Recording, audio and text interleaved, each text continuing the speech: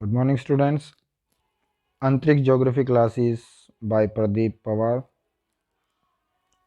इसमें आज की जो हमारी क्लास रहेगी उसमें हम डिस्कस करेंगे 15 महत्वपूर्ण क्वेश्चंस जो कि मल्टीपल चॉइस क्वेश्चन रहेंगे और जो कि चैप्टर नंबर 11 से लिए गए हैं। चैप्टर का नाम है एटमॉस्फेरिक सर्कुलेशन एंड विंड्स। ये 11th क्लास का चैप्टर नंबर 11 ही है जो कि एटमॉस्फेरिक सर्कुलेशन एंड विंड्स के नाम से दिया गया है। तो चलिए शुरू करते हैं। टोटल 15 क्वेश्चंस हैं एमसीक्यू। तो पहला क्वेश्चन है a standard atmosphere is a unit of pressure. आपको इसमें यह बताना है कि जो एटमॉस्फेरिक प्रेशर है उसकी स्टैंडर्ड यूनिट क्या होती है। सबसे पहले एटमॉस्फेरिक प्रेशर क्या है ये जानना बहुत ज़रूरी है। ये हमारा अर्थ सरफेस, इस पे पर यूनिट जो एरिया है उस पर अपर एयर की लोअर एयर के ऊपर पड़ने वाला जो प्रेशर है उसको हम एटमॉस्फेयर प्रेशर के नाम से जानते हैं। देखो, हर जो पदार्थ होता है उसका अपना भार होता है, ऐसे ही जो एयर है उसका भी अपना वेट होता है, अपना भार होता है। तो अपर जो एयर है एटमॉस्फेयर की, उस एयर का लोअर एयर के ऊपर जो सरफेस के पास की जो एयर है उसके ऊपर पड़ने वाला दबाव क्या कहलाता? Atmospheric pressure. तो एटमॉस्फेरिक प्रेशर जो है वो इनमें से कौन सा है? पहला ऑप्शन दिया गया है 1013.25 किलो पास्कल। दूसरा दिया गया है 1325 किलो पास्कल। तीसरा है 1013.2 किलो पास्कल और चौथा है 1132.5 किलो पास्कल। तो इसका जो सही आंसर रहेगा वो है ऑप्शन नंबर ए, 1013.25 किलो पास्कल। ये जो यूनिट दी गई है, वैल्यू दी गई है, ये सी लेवल के ऊपर पाए जाने वाला जो एटमॉस्फेरिक प्रेशर है वो कितना है? 1013.25। तो ये बेसिक जो है स्टैंडर्ड यूनिट जो है इसको हम कहते हैं। नेक्स्ट क्वेश्चन है the horizontal distribution of pressure. Horizontal distribution of pressure है वो उसको कैसे ड्रॉ किया जाता है, उसकी स्टडी हम कैसे करते हैं।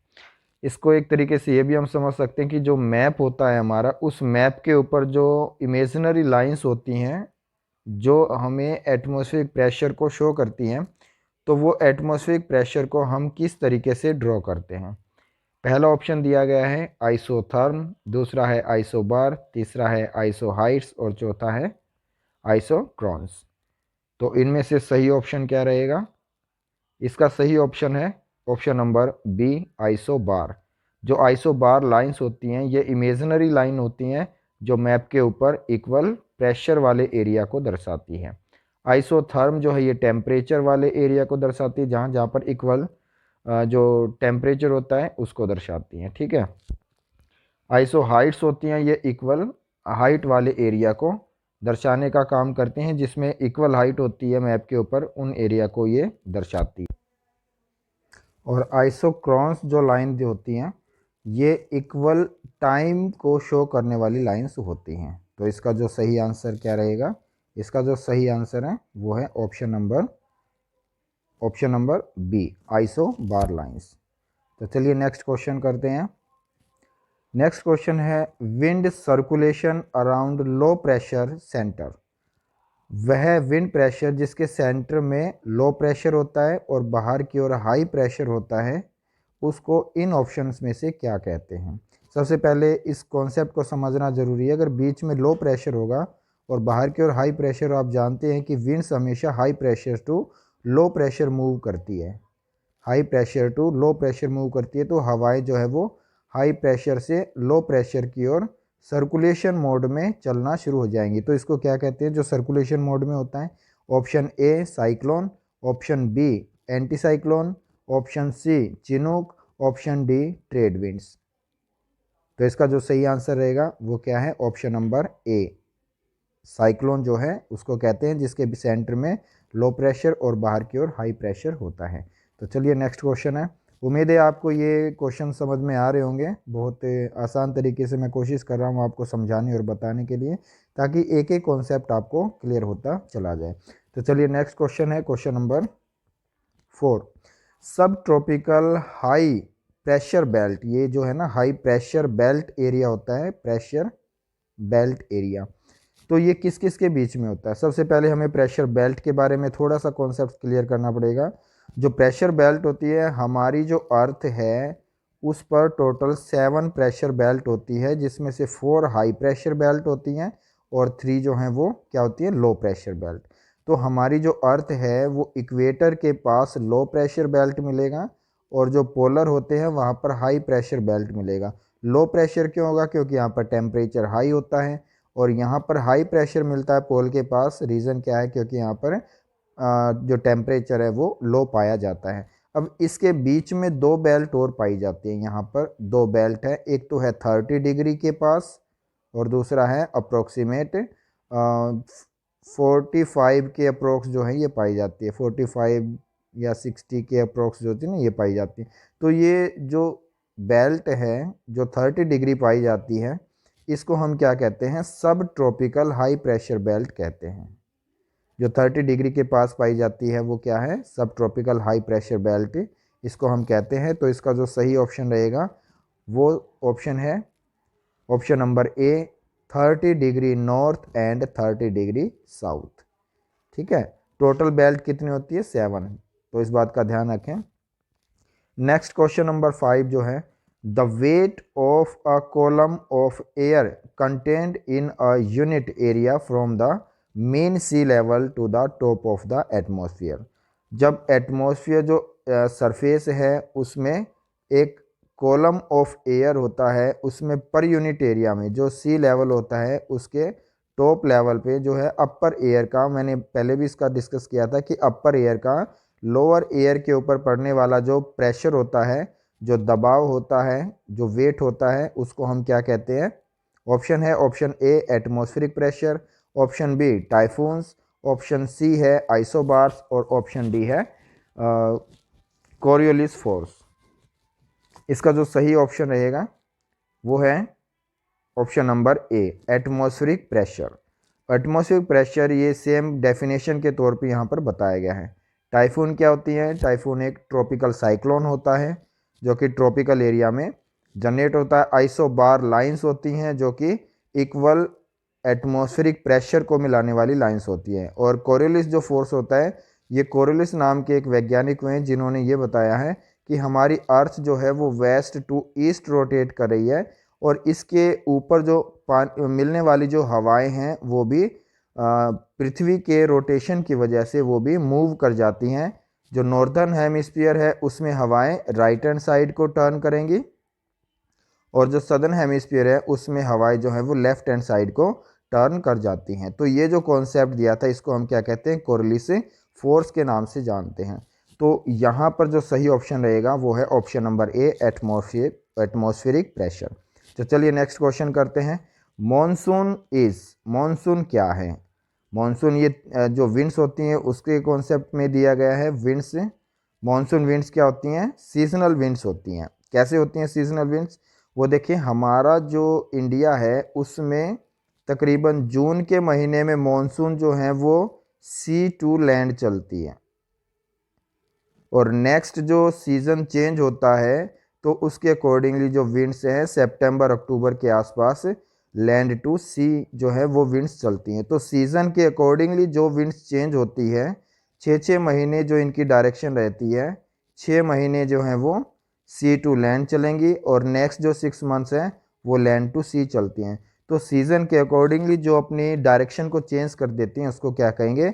सीजनल विंड्स कहते हैं। तो इसमें जो ऑप्शन दिए हुए हैं, ए लोकल विंड्स है, बी सीजनल विंड्स है, सी प्लेनेटरी विंड्स है और डी पीरियोडिक विंड्स है। तो मैंने आपको पहले ही बता दिया था कि इसमें क्या आएगा? सीजनल विंड्स इसका आंसर रहेगा।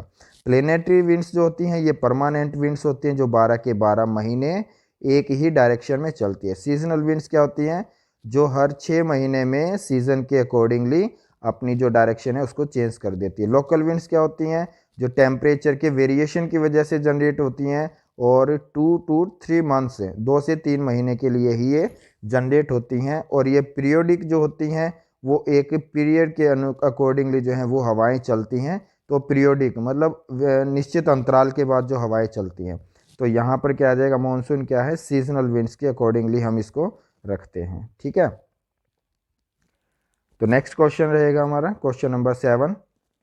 आपको अगर ये चैनल अच्छा लग रहा है और आपको मेरा काम अच्छा लग रहा है तो आप मेरे चैनल अंतरिक्ष ज्योग्राफी क्लासेस को लाइक, शेयर और सब्सक्राइब भी करें।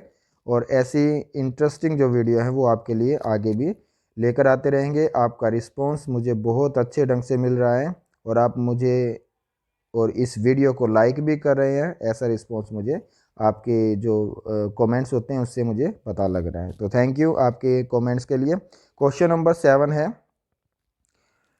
The force exerted by the rotation of the earth is known as. जो अर्थ के रोटेशन की वजह से जो फोर्स जनरेट होता है, एक्सट्रैक्ट होता है, उसको हम क्या कहते हैं। मतलब हमारी जो अर्थ है वो अपने एक्सिस पे रोटेट कर रही है और वो रोटेशन जो है उसकी वजह से कौन सा फोर्स लगता है, उस फोर्स को क्या कहते हैं।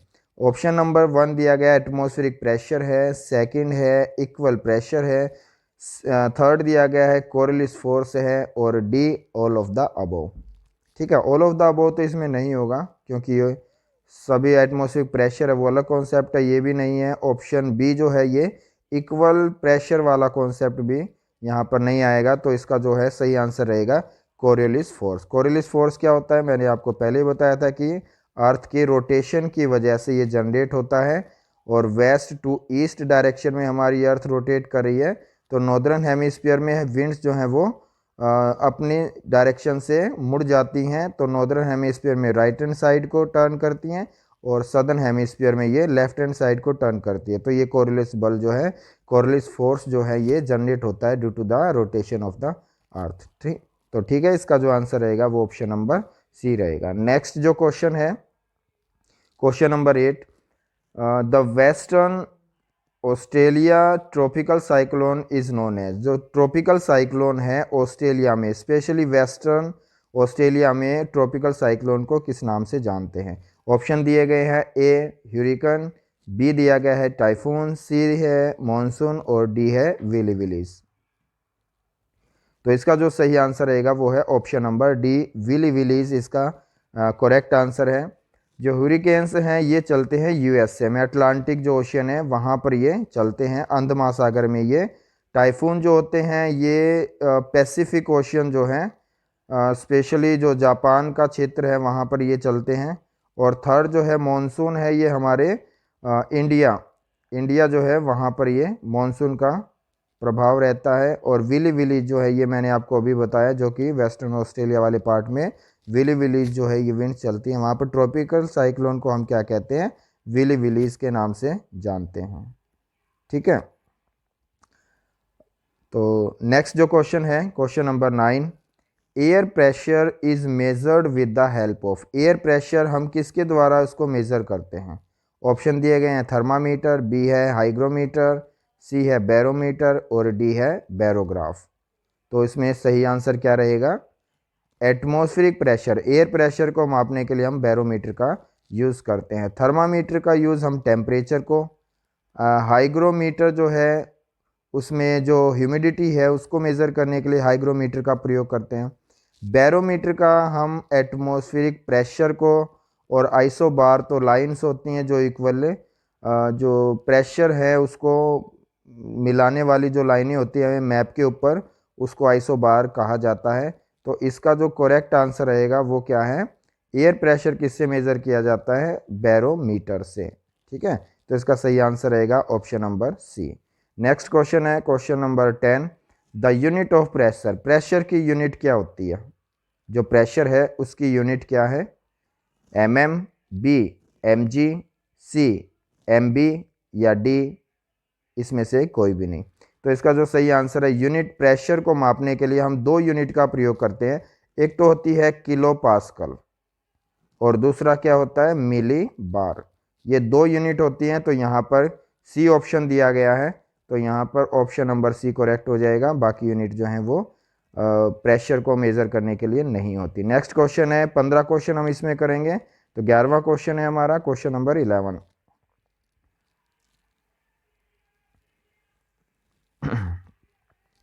क्वेश्चन नंबर 11 है, how many types of pressure system are found. Pressure कितने टाइप्स के होते हैं। अब मैं पिछली जो हमारे क्वेश्चंस है उसमें मैं बार बार रिपीट कर रहा हूँ, pressure, high pressure, low pressure. तो एटमॉस्फेरिक प्रेशर जो है वो कितने टाइप्स के होते हैं, 2 टाइप्स के होते हैं, हाई प्रेशर और लो प्रेशर। तो इसका जो ऑप्शन सही है वो क्या है, option number A, 2 types. Next question है question number 12, which one is the type of planetary winds. Planetary winds क्या होती हैं, ये विंड्स की टाइप होती हैं।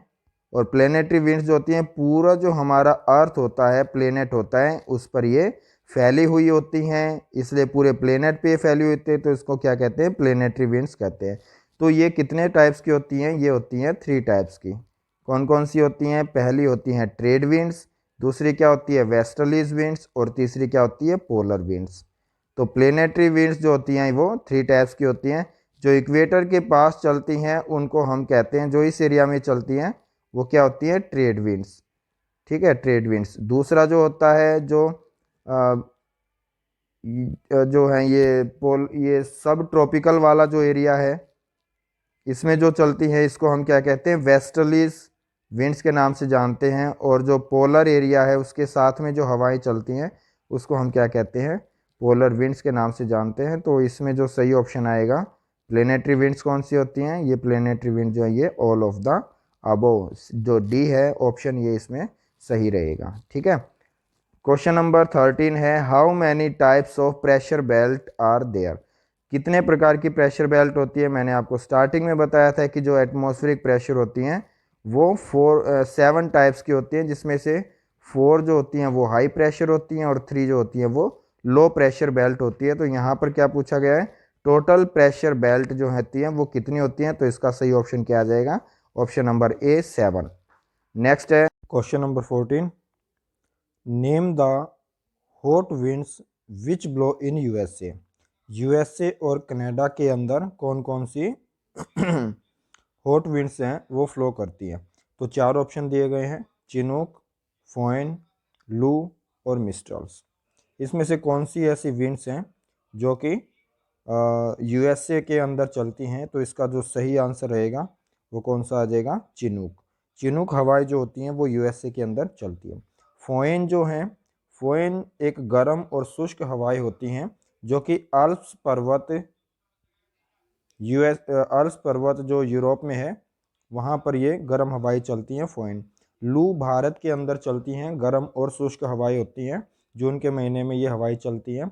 इसके अलावा मिस्ट्रल जो होती हैं ये भी आल्प्स पर्वत के नज़दीक फ्रांस देश में और मेडिटेरियन जो सी है उसके आसपास के एरिया में ये चलती हैं, ये होती है मिस्ट्रल। तो यहाँ पर क्वेश्चन नंबर 14 में क्या पूछा है, हॉट विंड्स यूएसए के अंदर चलने वाली हॉट विंड्स कौन सी है। तो इसका सही आंसर क्या आएगा, चिनूक, ऑप्शन नंबर ए। और लास्ट क्वेश्चन है क्वेश्चन नंबर 15। इसमें भी आपको हॉट विंड्स बतानी है, लेकिन वो कहाँ पर चलती हैं, आल्प्स के अंदर। जो आल्प्स पर्वत है यूरोप के अंदर, वहाँ पर चलने वाली जो हवाएं हैं उनको, गर्म हवाओं को किस नाम से जाना जाता है। तो इसका जो सही आंसर रहेगा वो क्या है, फोइन। वहाँ पर चलने वाली गर्म और शुष्क हवाएं होती हैं जो कि यूरोप के अंदर चलती हैं। ठीक है। तो बाकी जो है ये मैंने आपको एक्सप्लेन कर ही दिए थे लास्ट क्वेश्चन में। तो 15 क्वेश्चन का सही आंसर क्या रहेगा, क्वेश्चन नंबर ए, फोइन। तो आपको ये वीडियो कैसी लगी, इसके लिए आप अपने कमेंट्स, शेयर और लाइक करना ना भूलें, और इस चैनल को सब्सक्राइब करें, अंतरिक्ष ज्योग्राफी क्लासेस।